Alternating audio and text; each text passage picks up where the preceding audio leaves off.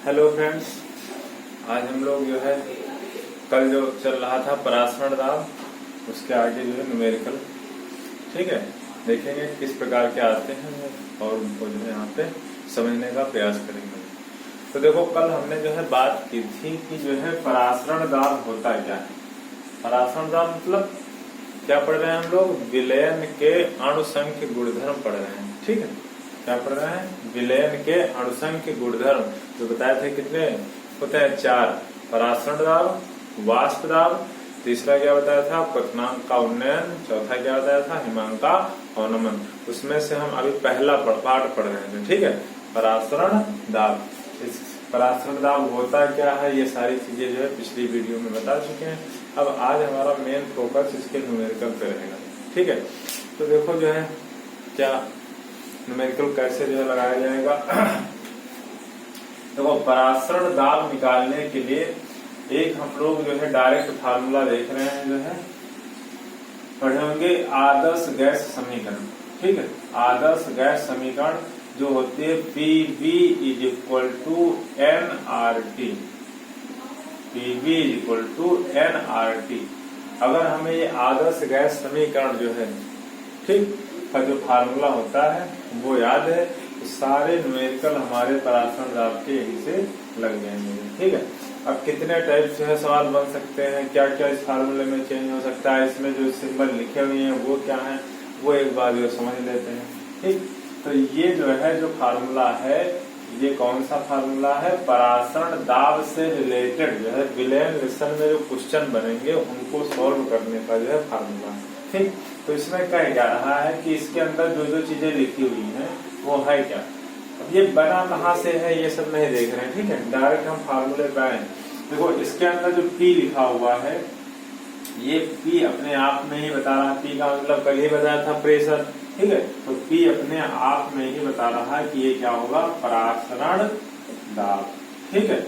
और परासरण दाब को, भाई दाब को या तो हम वायुमंडल में मापेंगे या तो पास्कल में मापेंगे, ठीक है।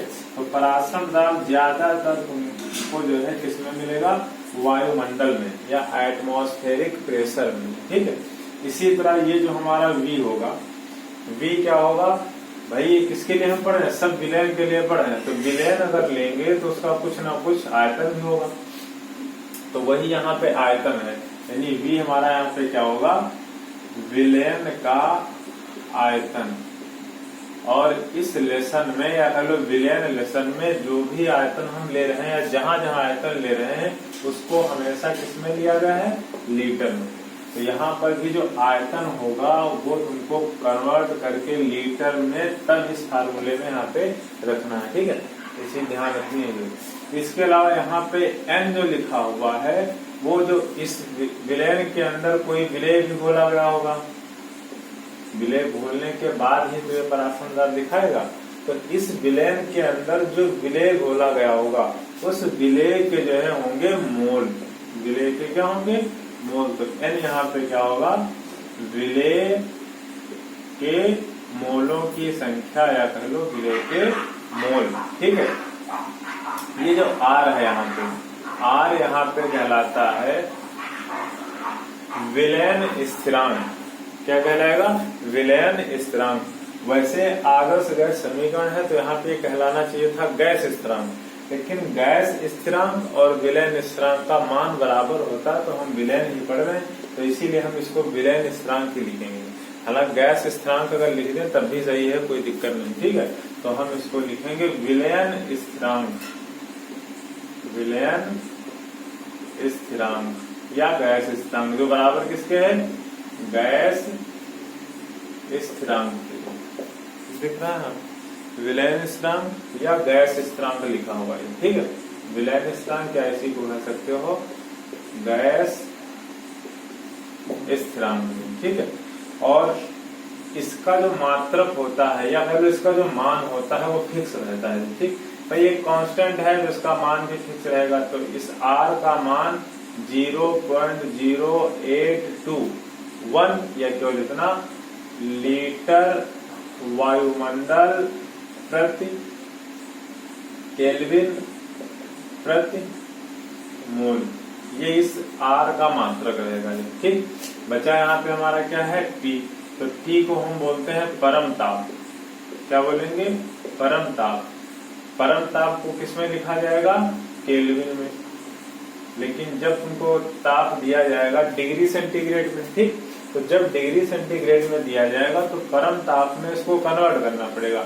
मतलब परम ताप बनाने के लिए जो हमारा डिग्री सेंटीग्रेड में ताप होगा, जैसे माना हमने 3 डिग्री सेंटीग्रेड ताप है, तो उसके अंदर हम जो है 273 ऐड कर लेंगे और यही हमारा बन जाएगा क्या? केल्विन। जैसे समझने के लिए अगर हम कहें 27 डिग्री सेंटीग्रेड पर कोई विलयन बनाया गया, तो वहां पे हम 27 डिग्री सेंटीग्रेड नहीं रखेंगे, हमको क्या रखना है? परम ताप यानी केल्विन। तो पहले इसके अंदर हम क्या करेंगे? 273 जोड़ लेंगे और ये क्या आ गया? 300 केल्विन। मतलब क्वेश्चन में तुमको दिया जाएगा 27 डिग्री सेंटीग्रेड, कुछ भी आप मान लो इसकी जगह दे सकते हैं। तब हमें इस फार्मूले में इसको कैसे रखना है? इसके अंदर 273 जोड़ करके, जैसे ये 300 आ रहा है, इस तरह से रखना है, ठीक। तो परासरण दाब अगर हमें निकालना है तो हमको इस फार्मूले के पास जाना पड़ेगा, जिसके अंदर कौन कौन उपस्थित है? भाई परासरण दाब खुद उपस्थित होगा। ये परासरण दाब की एक टीम है, ठीक है। परासरण दाब होगा, विलयन का आयतन होगा, जो विलय घोला गया होगा उसके मोलों की संख्या होगी, विलयन का स्थिरांक होगा और परम ताप होगा, ठीक। इसको नोट कर लो। और इसके बाद इसके अंदर 2-3 और कॉन्सेप्ट हैं, उनको समझेंगे। इसको पहले इतना नोट करो। फिर इसके बाद यहाँ पे समझ रहे हैं हम जो है, जो मोल होगा हमारा, क्या होगा? मोल। मोल मतलब यहाँ पे मिटाना पड़ेगा, थोड़ी जगह बनाने।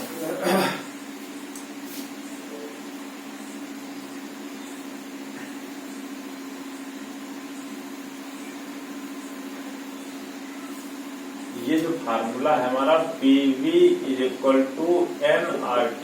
अब देखो इसके अंदर हम चेंज कैसे कर सकते हैं। अब इस फार्मूले को अगर इस तरह से लिखें हम, P = n/VRT। भाई V को उधर लेके जाए तो n के अपान में लिखते हैं और RT। ये इतना हमारा जो है क्या बन गया? अगर इतने को देखें, इस वाले पार्ट को, n/V, तो क्या है? विलय के मोल बटे विलयन का आयतन, और विलय के मोल बटे विलयन का आयतन क्या होता है? मोलरता। भाई n/V को अगर देखा जाए तो हम लोग क्या कह सकते हैं? मोलरता, क्योंकि मोलरता बराबर होता है विलय के मोलों की संख्या अपान विलयन का आयतन। और मोलरता क्या है? एक प्रकार की विलयन की सांद्रता व्यक्त करने की इकाई है। भाई एक प्रकार की सांद्रता है, और सांद्रता को जो है कंसंट्रेशन बोलते हैं, कंसंट्रेशन बोलते हैं। तो इसीलिए जो है n/V की जगह पर कंसंट्रेशन का पहला सिंबल C डायरेक्ट लिख दिया था। तो P = CRT। मेन फार्मूला यही था, उसी के अंदर तोड़ मोड़ करके देखो हमने एक फार्मूला और बना दिया, P = CRT। तो जब कभी विलयन के अंदर तुमको क्या दे दी जाए? C का मतलब क्या दिया गया होगा? मोलरता, ठीक है। मोलरता जान कैसे पाएंगे? क्वेश्चन के अंदर अगर कैपिटल M लिखा मिल जाएगा तब, ठीक है। तो डायरेक्ट हम ये फार्मूला ना लगा के ये वाला लगा देंगे, ठीक। इसके अलावा जो है, नोट करो ये भी, इसके अलावा इसके अंदर अगर हम चेंज करना चाहें n के अंदर, भाई n हमारा जो है क्या? अगर देखा जाए तो ये है विलय के मोल। किसके मोल है? विलय के मोल। समझते जाओ, अभी सवाल दे रहे हैं तो आराम से लगेंगे, ठीक है।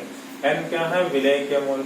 और n या कह लो मोल या विलय के मोल बराबर होता है क्या है? विलय का भार बटे विलय का अणुभार।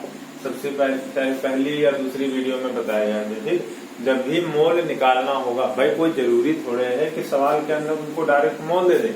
हो सकता है मोल को जिससे बनाया गया हो उसमें से कुछ दे दे। तो बनाया कैसे गया? मोल बराबर होता है भार बटे अणुभार। तो हो सकता है कि जो है मोल किसी क्वेश्चन में भार दें, तो ज्यादातर यही करते हैं, मोल ना देके भार दे देते हैं, ठीक है। तो n बराबर होता है भार बटे अणुभार, और भार का सिंबल जो है W रखा गया है, और अणुभार यानी मॉलिक्यूलर मास, तो इसको m से रखा गया है। तो हम ये देख सकते हैं कि n की जगह पर हम डायरेक्ट W/m रख सकते हैं। ये स्मॉल n का मतलब ये है number of moles of solute, यानी विलय के मोल। तो ये क्या है? वेट ऑफ सोल्यूट, और ये क्या है? मॉलिक्यूलर वेट ऑफ या मोलिकुलर मास ऑफ सोल्यूट। जब सिंबल स्मॉल रखे गए होंगे तो सारी बातें किसके लिए हो रही होंगी, विलेय के लिए।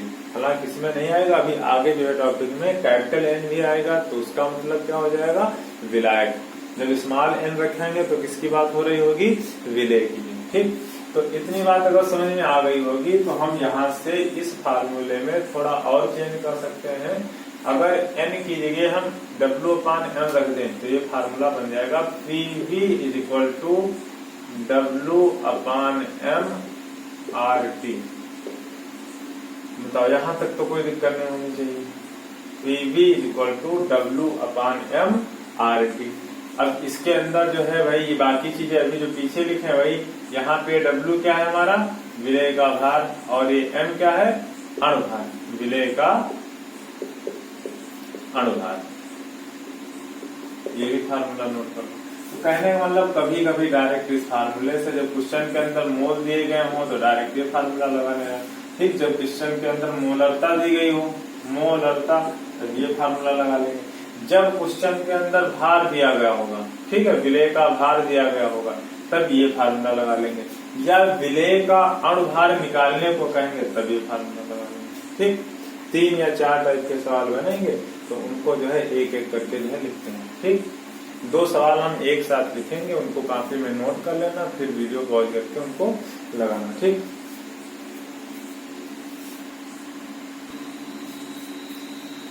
देखो तुम्हारे सामने क्वेश्चन लिखा हुआ है कि कह रहे हैं कि एक सुक्रोज का जो है, सुक्रोज के इतने मोल को जल में घोला गया और विलयन जो है कितना बनाया गया, 500 ml। तो कह रहे हैं कि इस विलयन का 20 डिग्री सेंटीग्रेड पर परासरण दाब ज्ञात कीजिए। क्वेश्चन के अंदर हमको क्या दिख गया, परासरण दाब। कहने का मतलब हमको कहाँ पे जाना पड़ेगा, PV = nRT के पास। ठीक है, अब जैसे इसके पास पहुंचेंगे तो उसके पास पहुंचने के पहले हम ये देख लें इसके अंदर है क्या। तो देखो क्वेश्चन के अंदर तुरंत हमको दिख गया विलेय के मोल। विलेय यहाँ पे क्या है, सुक्रोज। सुक्रोज से हमारा कोई मतलब ही नहीं, बस हम ये जान गए कि एक विलेय है जिसके मोल दिए गए हैं। ठीक है, बाकी आगे जो जो दिया गया वो भी देख रहे हैं। जैसे मोल दिए गए होंगे तो इस फार्मूले के अंदर n जो है लिखा है तो सीधे सीधे बस यही फार्मूला लगा देना। ठीक है, कहने मतलब फार्मूला यही लगने वाला है। लेकिन अब इसके अंदर जो है ये देख लो कि दिया क्या क्या गया है। इस फार्मूले से सवाल लगेगा, लेकिन इसके पहले देखो क्या करना क्या है। देखो परासरण दाब निकालना है, मतलब PM को निकालना है। फिर कह रहे हैं कि सुक्रोज के मोल, मतलब विलेय के मोल। ठीक है, विलेय यहाँ पे है क्या, सुक्रोज। सुक्रोज का वैसे फार्मूला लिखना चाहो तो C12H22O11। ठीक है, सुक्रोज के मोल या विलेय के मोल अगर देखा जाए, या कह लो स्मॉल n = कितना दिया गया है, 0.025। इसके अलावा देखो क्या है, विलयन का आयतन कितना का दिया गया है भाई। विलयन का अगर आयतन देखा जाए, विलयन का आयतन यानी जिसको हम D से दिखाएंगे वो कितना दिया गया है, 500 ml। लेकिन इस फार्मूले में हमने बताया था V को किसमें रखना होता है, लीटर में। तो पहला काम हमारा इस ml को लीटर में बदलना है। तो जब भी ml को लीटर में बदलना हो तो हमें करना क्या होता है, उसको 1000 से डिवाइड कर देना होता है।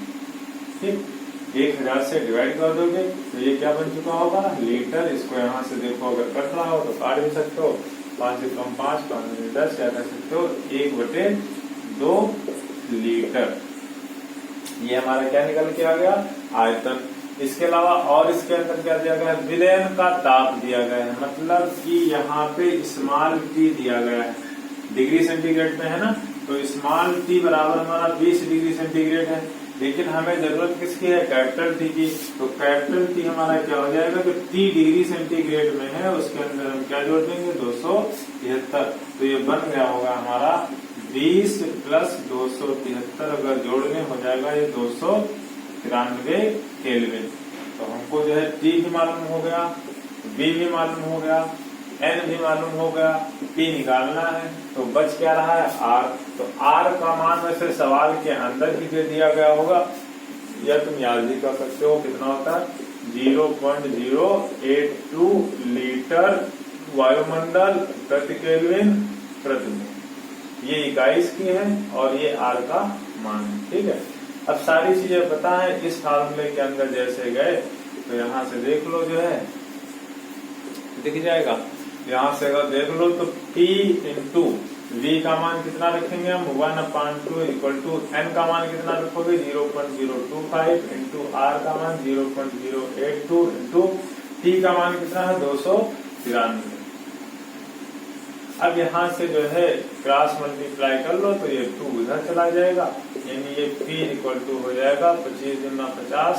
ठीक, सीधे सीधे कुछ नहीं गुणा करना है जो भाई 2 का गुणा इसके साथ, फिर इसका गुणा इसके साथ, फिर इसका गुणा इसके साथ, और गुणा करते जाओगे तो एक आंसर आ जाएगा तुम्हारा 1.20। और हमने निकाला क्या है P यानी कि परासरण दाब, जिसकी इकाई क्या रहेगी वायुमंडल। यही हमारा आंसर है। ठीक, बात आई समझ में? नोट कर लो इसको जो है और फिर अगला सवाल लिखो।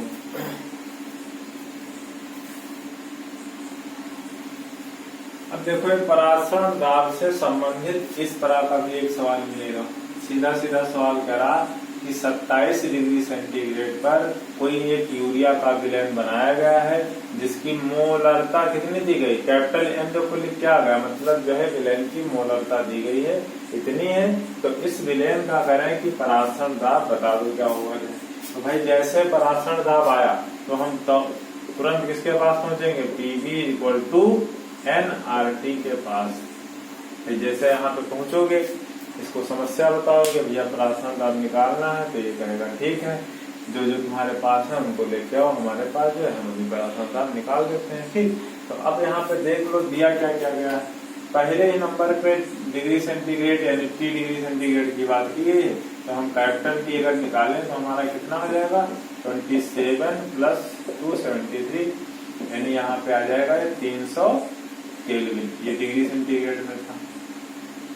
फिर इसके बाद आगे बढ़े, आगे क्या दिया गया देखो, जैसे M लिखा मिल जाए इसका मतलब क्या होता है मोलरता, मतलब विलयन की सांद्रता दी गई है। ठीक है, और सांद्रता वाले कॉन्सेप्ट में बताया था अभी जब इस फार्मूले को जो है तोड़ के बताया था P इक्वल टू CRT। ठीक, वही है। तो यहाँ पे कहने वाला मोलरता कह लो चाहे कह लो सांद्रता, भाई मोलरता कह लो चाहे कह लो जो है विलयन की जो सांद्रता है, जिसको हमने कौन से सिंबल से लिखा था C बराबर कितनी दी गई है M/10 का मतलब है 1/10 M, ये M इकाई लिखी हुई है। ठीक, तो 1/10 M हो गई जो। इसके बाद कह रहे हैं कि परासरण दाब निकालना है, यानी P हमको निकालना है। भाई निकालने के लिए इसमें R भी चाहिए, तो R भी फिर से वही चीज आ रही कि क्वेश्चन के अंदर R का मान लिखा हुआ हो सकता है, अगर नहीं लिखा है तो जो है हमको यहाँ पे अपने आप से याद रखना पड़ेगा। R इक्वल टू 0.082 लीटर वायुमंडल प्रति केल्विन प्रति मोल, ये इकाई भी याद रखना। ठीक है, पूछ सकते हैं कि विलयन स्थिरांक का जो है मान और इकाई क्या होती है। अब सारी चीजें मालूम हो गई, टेम्परेचर मालूम हो गया, और क्या मालूम हो गई, सांद्रता मालूम हो गई। इसके अलावा P तो मान लो निकालना ही है, R का मान पहले से ही दिया गया रहता है। ठीक है, अब हम इस फार्मूले के पास जैसे पहुंचे तुरंत देखेगा यार तुम जो चीजें लेके आ रहे हो इनसे जो है यहाँ से तो लगेगा नहीं, क्योंकि क्वेश्चन के अंदर ना तो कहीं आयतन दिख रहा, ना तो कहीं भार या मोल दिख रहा, ना तो कुछ मतलब और भार से यूरिया का निकालने कहने मतलब विलयन के अंदर आयतन कहीं नहीं दिया है, ना तो मोल या भार दिया गया।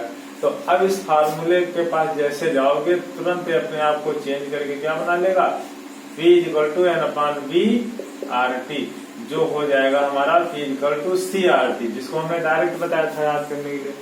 भाई अगर नहीं याद है तो इसको ऐसे बदलोगे, अगर याद है तो ये सब लिखने की जरूरत नहीं, डायरेक्ट क्या लिख दोगे P equal to CRT। P हमको निकालना ही है, C का मान दिया गया है 1/10, R का मान 0.082, T का मान कितना हमने निकाला है 300 केल्विन। ठीक है, दिख रहा 300 केल्विन। बस यहाँ से 0 से 0 हटा दोगे। अब 0.82 को 30 से गुणा कर लो, तो 1 0 पहले ही लगा देंगे, 3 दूनी 6 हो जाएगा, फिर 3 8 24 के 4 सीधे सीधे 24 आ जाएगा। ठीक है, 1 2 3 अंक बाद दशमलव, तो 1 2 3 अंक बाद यानी 2.460, या जिसको हम जो है लिख सकते हैं 2.46। ठीक, निकाला हमने क्या है पराक्षण दाब, तो इसकी इकाई क्या हो जाएगी वायुमंडल। बताओ बात समझ में आई? ठीक है, अगर समझ में आया तो इसको नोट करो। फिर तीसरा सवाल लिखते हैं। देखो तीसरा सवाल कह रहा है कि 0.5% ग्लूकोज विलयन का पराक्षण दाब 18 डिग्री सेंटीग्रेड पर ज्ञात कीजिए। विलयन का घोल स्थिरांक, फिर से घोल स्थिरांक दे दिया गया है, R का मान दे दिया गया है। ठीक, तो यहाँ से जैसे हमने देखा सवाल के अंदर क्या पूछा गया, पराक्षण दाब, तुरंत हम दौड़ते दौड़ते गए और किसके पास पहुंच गए, Pv = nRT के पास। ठीक है भाई, इसको हम अपनी समस्या बताएंगे कि ये चीजें दी गई हैं, हमको पराक्षण दाब निकालने के लिए कहा गया है। ठीक कहेगा, ठीक है जाओ जो है लेके आओ जो चीजें दी गई। तो हम वही क्वेश्चन के पास पहुंच गए, देखते हैं क्या क्या दिया गया।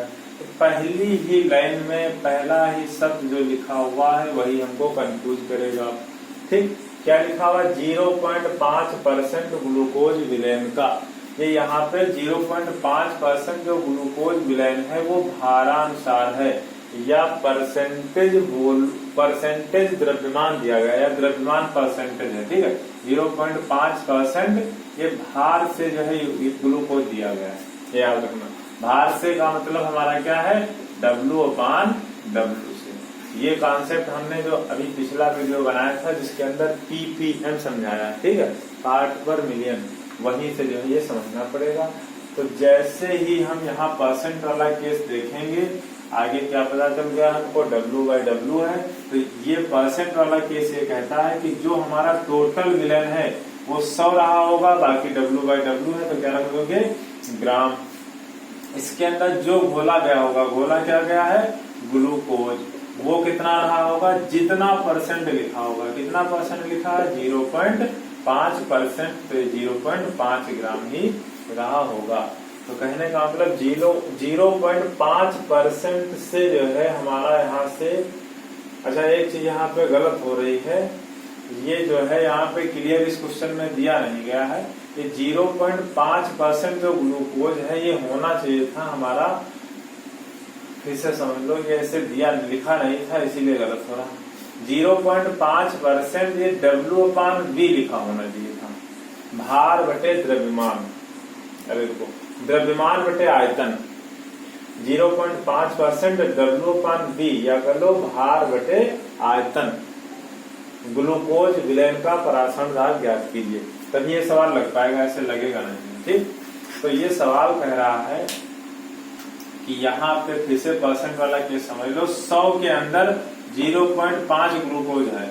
अब 100 है क्या, तो उसके लिए यहाँ पे V लगा हुआ है। ठीक है, तो ये 100 ml है, यानी 100 ml विलयन के अंदर, बात समझ में आ रही, इसको यहाँ पे ये लिखा नहीं था, इसको लिखना पड़ेगा, सवाल अधूरा है ऐसे जो। ठीक है, जब ये लिख लेंगे तभी ये जो है पूरी बात क्लियर हो रही।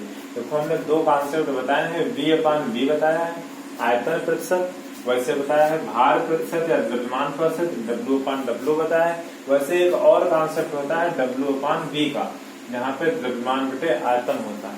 तो यहाँ पर जो हमारा आयतन होता है वो ml में होता है, जो विलय का भार होता है वो ग्राम में होता है। तो यही चीज जब यहाँ लिखेंगे तभी हमारा सवाल लग पाएगा। ठीक, वही हम समझा रहे हैं।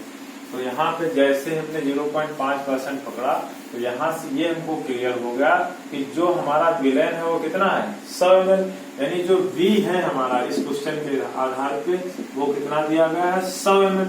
लेकिन जब हम इस फार्मूले के पास जाएंगे तो हमसे कहेगा V को लेके आओ लीटर में, तो हम क्या करेंगे, इस ml को लीटर में बदल लेंगे। 100 को जैसे ही हम 1000 से डिवाइड कर देंगे, ये क्या बन चुका होगा, लीटर में। इसके बाद तो सारे लोग जानते हो, काट देंगे, तो 1/10 कर लो, या 0.1 लीटर आयतन बन गया। तो एक चीज तो क्लियर हो गई यहाँ से। इसके बाद 0.5% जो है इसके अंदर क्या घुला हुआ, 0.5 ग्राम, क्योंकि पहले W लिखा हुआ, क्या घुला हुआ है, बोलो, ग्लूकोज। तो यहाँ से एक चीज और क्लियर हो गई, ये मिटा ही देते हैं। 0.5 ग्राम ग्लूकोज मतलब ग्लूकोज का अगर हम कहें भार बराबर कितना है, 0.5 ग्राम। और जैसे ही किसी विलय का भार दिया गया हो तो अपने आप ये काम करना है, उस विलेय का अणुभार भी लिख लेना है। ठीक है, तो जैसे हमने भार देखा तुरंत जो है इस विलेय के अणुभार को भी साथ में लिख लेंगे। यहाँ पे ग्लूकोज का सूत्र क्या होता है, C6H12O6 का अणुभार। अणुभार को किससे दिखाएंगे, M से।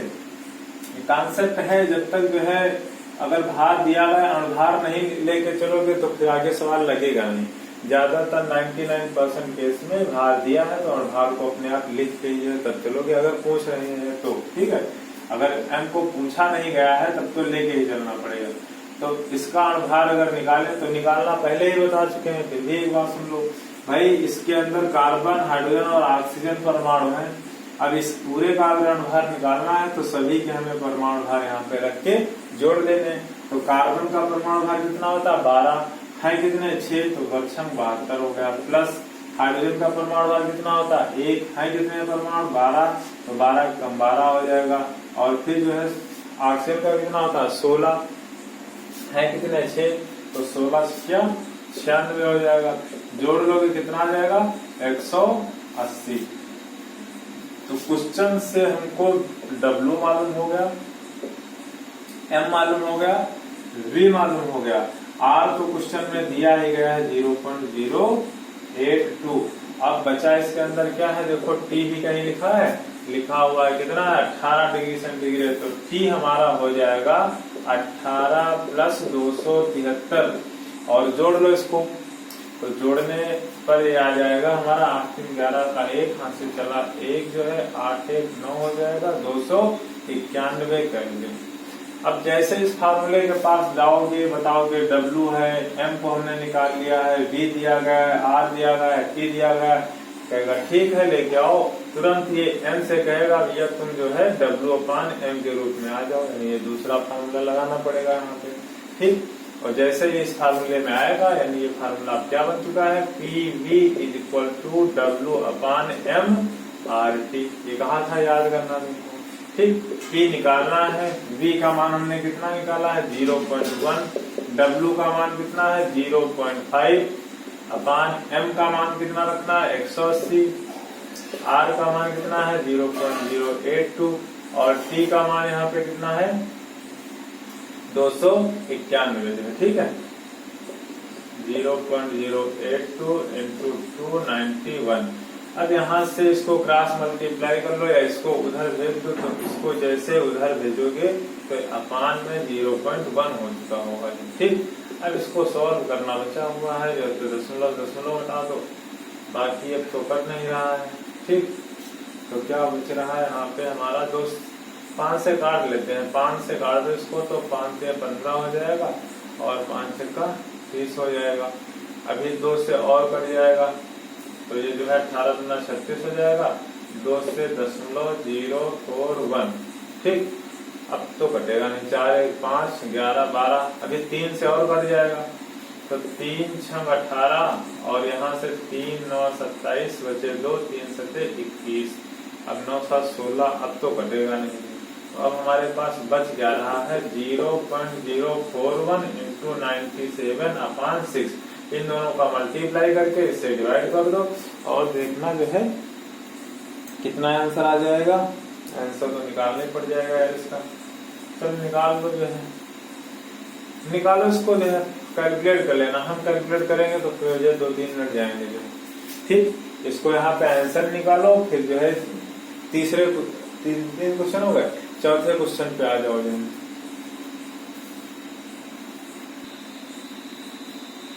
क्वेश्चन नंबर 4 कह रहा है किसी पदार्थ के 1.81% जलीय विलयन का। अब यहाँ पे कोई पदार्थ दिया नहीं गया, कोई नाम नहीं दिया गया, ना सुक्रोज ना ग्लूकोज। ठीक है, कोई पदार्थ। अब जैसे कोई पदार्थ कहें तो कंडीशन बन रही होगी कि अणुभार कहेंगे। बताओ क्या है।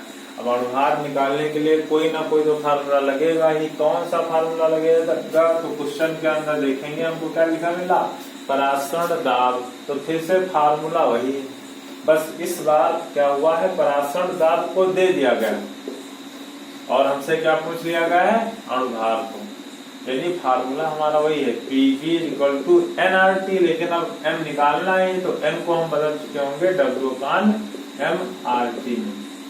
बात आ गई समझ में? तो अब हमारा फार्मूला वही है। इसके अंदर देखा जाए तो दिया क्या क्या गया है, कहीं से भी लिखो जो है P बराबर यहाँ पे देख सकते हो दिया गया, परासरण दाब करें इतना वायुमंडल है तो P बराबर कितना है 2.4 एटमॉस्फेरिक प्रेशर। एटमॉस्फेरिक प्रेशर या एटमॉस्फेयर, तो वही एटमॉस्फेरिक प्रेशर को हम 60 में ATM लिख देते हैं, ठीक है। तो P बराबर है इतना हमारा। फिर यहाँ से T बराबर बता दो कितना है, तो T बराबर कहोगे 17 डिग्री सेंटीग्रेड, तो जानते ही हो इसके अंदर कितना जोड़ देंगे 273, तो ये कितना हो गया होगा 290 कैलोरी। बात आई समझ में?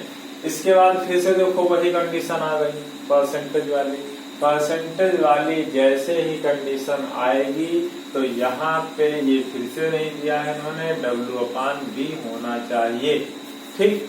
ये अपने आप लिख लो, जो है लिखा नहीं है जो है लिखना चाहिए इनको, ठीक। इसके बाद अब यहाँ से देखा जाए जो भी पदार्थ दिया गया है, पता नहीं कौन सा पदार्थ है, उस पदार्थ का अगर हम भार देखें, पदार्थ का अगर हम भार देखें यानी W बराबर, अभी परसेंट वाला केस बताया था, जब भी परसेंट वाली बात होगी तो जितना यहाँ पे मान लिखा होगा, ठीक है, वो हमारा क्या होगा भार होगा, यानी 1.81 ग्राम होगा।